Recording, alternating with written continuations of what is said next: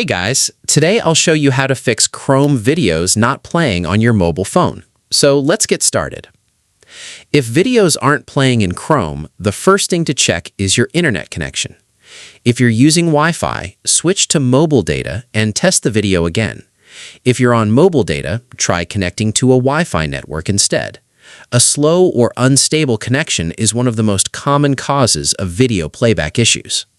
If the problem continues, open the Google Chrome app and tap the three-dot menu in the top right corner. Go to Settings, then Privacy and Security, and tap Clear Browsing Data. Set the time range to all time. Leave browsing history and cookies unchecked if you don't want to remove them, and select only cached images and files, then tap Clear Data. After clearing the cache, open the Google Play Store or App Store, search for Google Chrome, and check for any available updates. If there's an update, install it and wait for the process to finish.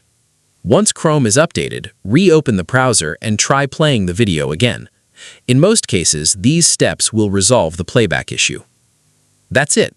If you found this video helpful, consider giving it a like and subscribe.